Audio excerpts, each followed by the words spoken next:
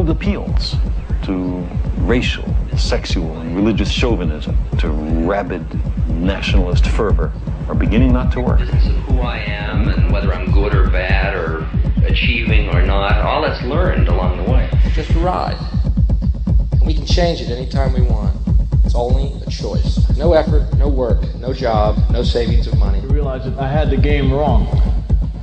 That the game was to find out what I already was.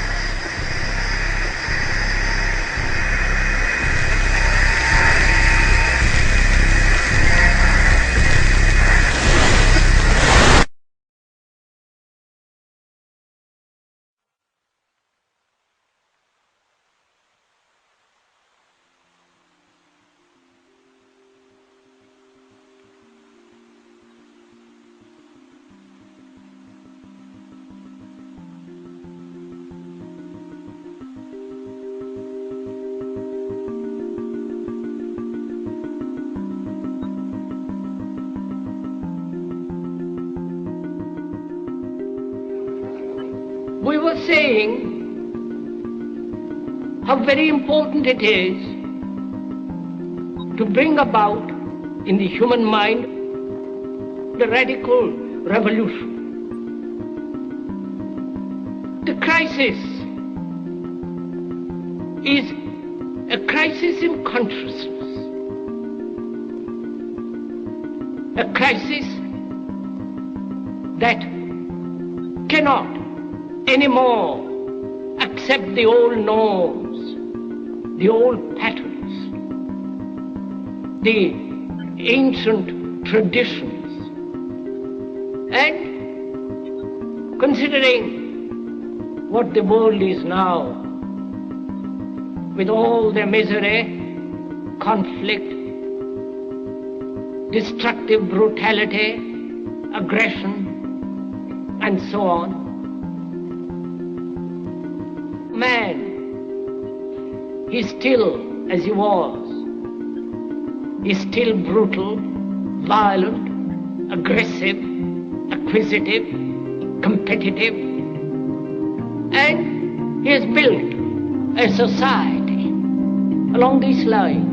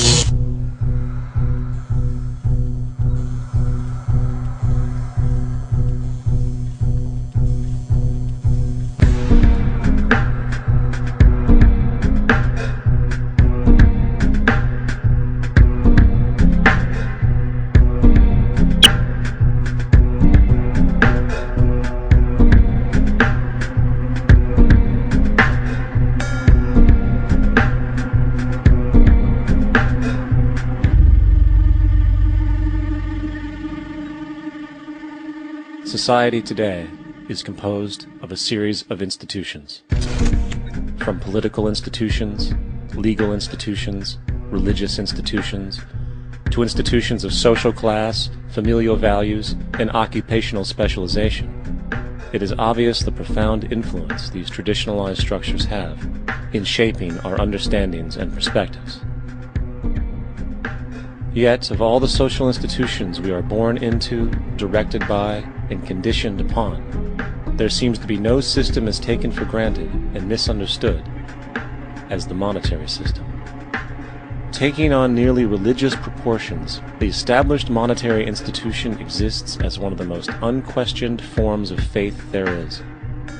How money is created, the policies by which it is governed, and how it truly affects society are unregistered interests of the great majority of the population.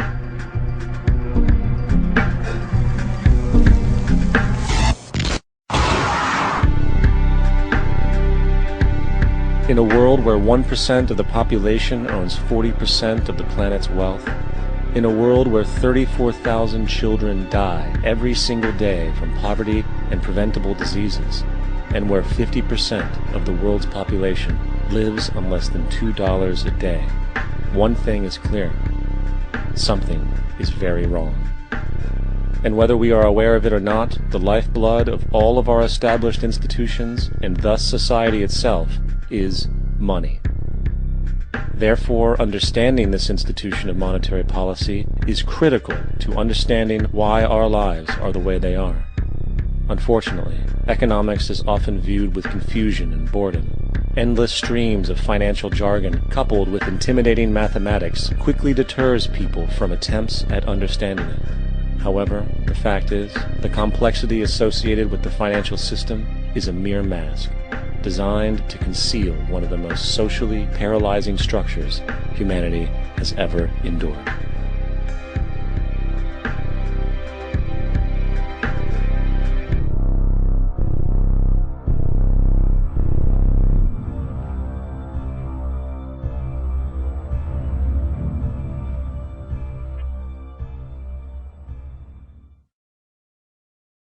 A number of years ago, the Central Bank of the United States, the Federal Reserve, produced a document entitled Modern Money Mechanics. This publication detailed the institutionalized practice of money creation as utilized by the Federal Reserve and the web of global commercial banks it supports. On the opening page, the document states its objective. The purpose of this booklet is to describe the basic process of money creation in a fractional reserve banking system.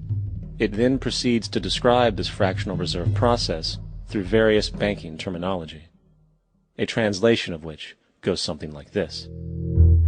The United States government decides it needs some money, so it calls up the Federal Reserve and requests, say, $10 billion. The Fed replies, saying, sure, we'll buy $10 billion in government bonds from you. So the government takes some pieces of paper, paints some official-looking designs on them, and calls them treasury bonds. Then it puts a value on these bonds to the sum of $10 billion and sends them over to the Fed. In turn, the people at the Fed draw up a bunch of impressive pieces of paper themselves, only this time calling them Federal Reserve notes, also designating a value of $10 billion to the set. The Fed then takes these notes and trades them for the bonds.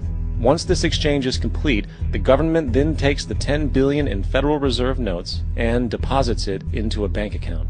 And upon this deposit, the paper notes officially become legal tender money, adding $10 billion to the U.S. money supply. And there it is. $10 billion in new money has been created. Of course, this example is a generalization, for, in reality, this transaction would occur electronically, with no paper used at all. In fact, only 3% of the U.S. money supply exists in physical currency. The other 97% essentially exists in computers alone. Now, government bonds are, by design, instruments of debt, and when the Fed purchases these bonds, with money it essentially created out of thin air, the government is actually promising to pay back that money to the Fed. In other words, the money was created out of debt. This mind-numbing paradox of how money or value can be created out of debt or a liability will become more clear as we further this exercise. So, the exchange has been made and now $10 billion sits in a commercial bank account. Here's where it gets really interesting. For as based on the fractional reserve practice, that $10 billion deposit instantly becomes part of the bank's reserves, just as all deposits do. And regarding reserve requirements, as stated in Modern Money Mechanics,